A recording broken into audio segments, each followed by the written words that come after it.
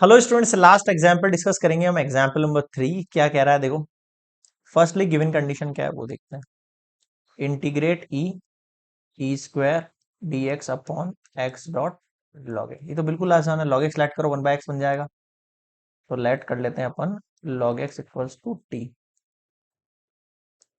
Both side differentiate करेंगे, log x का होगा 1/x, d x equals to d t. तो यहाँ देखो डी एक्स अपॉन एक्स आपको डी टी बना देगा। ठीक है, अब आते हैं लिमिट चेंज पर।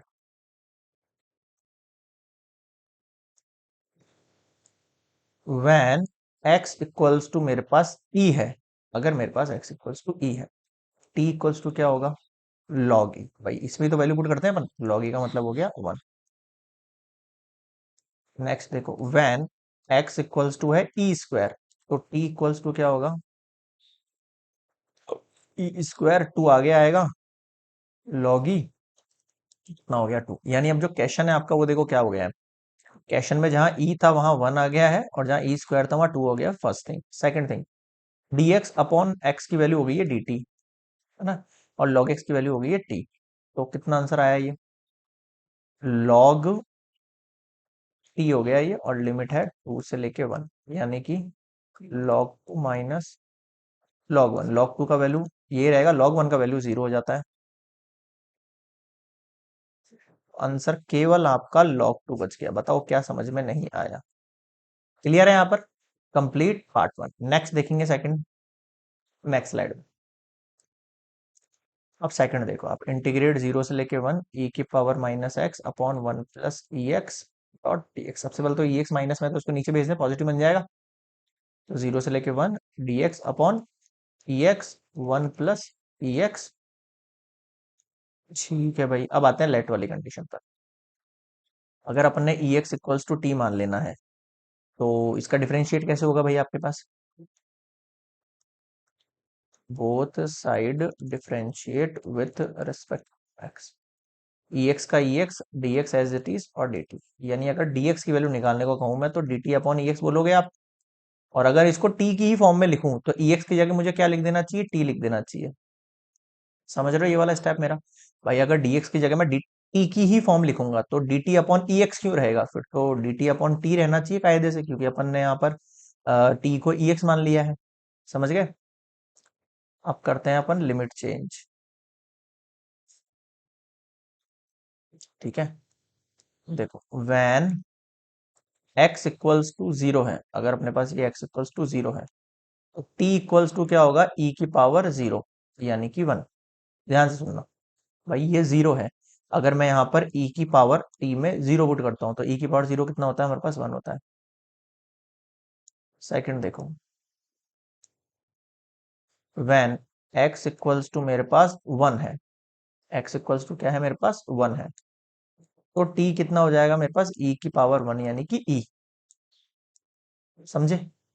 ठीक है, अब आगे सुनो। ये कंडीशन, अब क्वेश्चन है वो क्या हो जाएगा आपके पास। क्वेश्चन में एक्चुअल में पहले तो लिमिट हो जाएगी, जहां 0 है 0 की जगह हो गया है 1, और जहां 1 है वहां आ गया है आपके पास ई। फर्स्ट थिंग तो ये सुनना आप, है ना, जहां पर 0 है वहां तो आ गया है 1, और जहां 1 है वहां आ गया है e. First thing. Second thing सुनो, dx अपॉन ये जो dx है ना, dx केवल ये dx, इस dx की जगह मैं dt अपॉन टी पुट कर दूं। ये वाला जो ex है इसकी जगह भी टी पुट कर दूं, और ये जो 1 प्लस ई एक्स है इसकी जगह 1 प्लस टी पुट कर दूं। क्वेश्चन क्या बना आपका, 1 से लेके E D T upon T square T plus 1, या 1 प्लस टी, एक ही बात है। अब अपन को सॉल्यूशन केवल इस क्वेश्चन का निकालना है ना, तो इसको मैं ले रहा हूँ नेक्स्ट स्लाइड पर।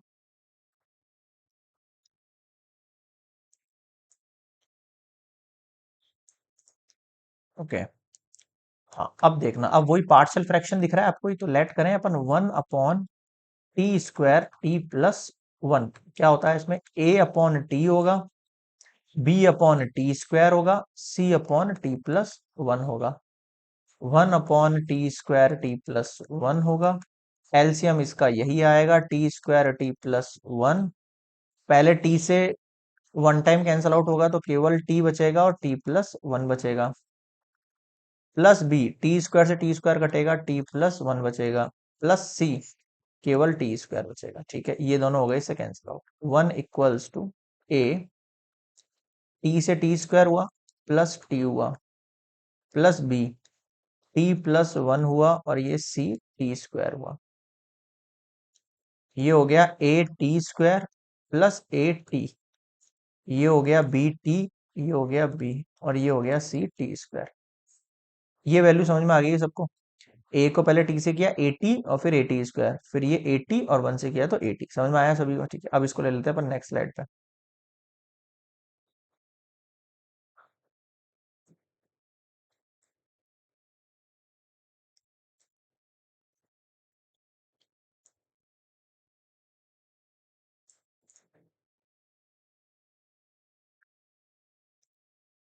ठीक है, अब इसको कंपेयर कर सकते हैं, ए टी स्क्वायर और ये सी टी स्क्वायर, इनको एक साथ लिख लें, ए प्लस सी और ये T square, plus A T और बी टी, ए प्लस बी और फिर ये टी, और फिर ये कांस्टेंट। आगे सारी वैल्यूज ये दोनों आ गई और ये आ गई। अब मैं लिखूंगा यहाँ पर ऑन कंपेयरिंग, क्या लिख रहा हूं मैं, ध्यान से देखना, on comparing coefficient of t square t and constant terms। ठीक है, अगर हम इनको अप्लाई करते हैं तो a प्लस सी, ध्यान देना, a plus c equals to तो जीरो रहेगा, क्यों? क्योंकि यहाँ पर कोई टी स्क्वायर नहीं है। a plus b equals to भी जीरो रहेगा, क्यों? क्योंकि यहाँ पर टी भी नहीं है। लेकिन b इक्वल्स टू क्या आ जाएगा आपके पास? वन आ जाएगा ओनली, क्योंकि ये कांस्टेंट। अब आप b की वैल्यू को यहाँ पुट करते हैं, A plus one equals to zero, तो ए का वैल्यू बन जाना है -1। ए के वैल्यू को यहां यूज करते हैं, -1 plus c equals to zero, तो सी का वैल्यू कितना बन जाना है? 1। ठीक है, अब देखना वैल्यूज क्या क्या बन गई मेरे पास। ए इक्वल्स टू -1 बन गया है, बी इक्वल्स टू 1 बन गया है, और सी इक्वल्स टू भी 1 बन गया। बताओ समझ में आया क्या? ये तीनों वैल्यूज अपन को पुट करनी है कहां पर? वेट अ मिनट, अभी बताता हूं, पहले इसको नेक्स्ट स्लाइड में लो।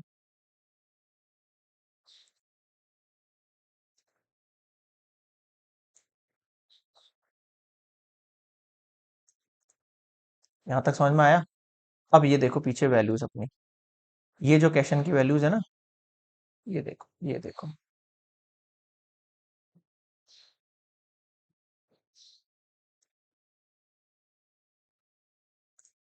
ये था अपना क्वेश्चन, है ना? अब इस क्वेश्चन में मैं क्या चेंज कर सकता हूँ, देखो भाई, इस क्वेश्चन में इस पूरी वैल्यू की जगह ये वैल्यू आ जाएगी, तो अगर मुझे इसका इंटीग्रेशन निकालना है तो मैं इसका इंटीग्रेशन निकाल देता हूँ ना भाई।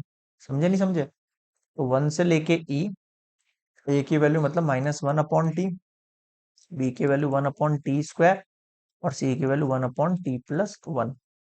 इसका मुझे इंटीग्रेट करना है, और डॉट में आ जाएगा dt। समझ में आया? ठीक है, अब आप इसका सॉल्यूशन कर दो, क्या रहेगा? माइनस लॉग टी रहेगा इसका आंसर, तो प्लस ये टी स्क्वायर है, टी स्क्वायर मतलब टी की पावर ऊपर -2। क्या करते हैं हम? पावर में +1 करते हैं, तो टी की पावर क्या आता है? -1, और यही वैल्यू -1 नीचे आती है, तो यहाँ पर हम प्लस की जगह सीधे -1/t लिख देते हैं डायरेक्टली। क्या लिखे यहाँ पर? माइनस का 1/t लिख देते हैं, इधर देखो, प्लस log t प्लस 1 लिख देते हैं यहाँ पर। ठीक है, और ये आ गया आपके पास e, और ये 1। बताओ समझ में आया क्या ये वैल्यू? ठीक है, आ गया। अब लिखनी है आपको upper limit and lower limit, तो आ जाओ, इसको लेते हैं नेक्स्ट स्लाइड में, है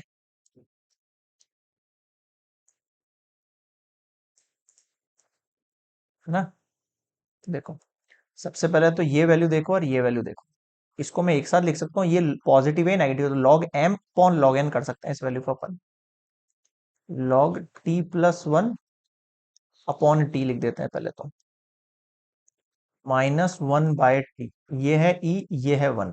डॉट इट। ठीक है, अब e वैल्यू पुट करनी है आपको, तो पुट करो, log e+1/e -1/t, minus lower limit put करो, log 1+1 यानी 2, और अपॉन में 1 -1/1।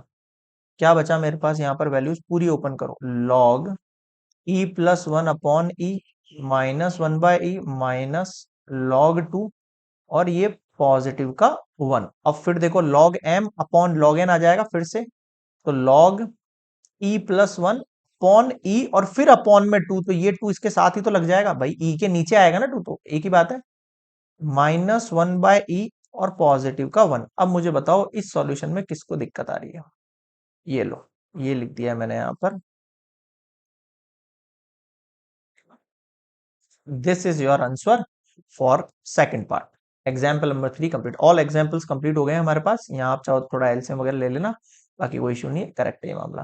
तो ये कंप्लीट होते हैं ऑल एग्जाम्पल्स, नेक्स्ट हम डील करेंगे एक्सरसाइज 7.11 पर। ओके, और कोई भी डाउट लगे कमेंट सेक्शन में जरूर बताना, एंड लेक्चर कैसा लगे पसंद आया तो please like share and subscribe Gajwakar academy association. मिलते हैं नेक्स्ट एक्सरसाइज के साथ, तब तक के लिए गुड बाय।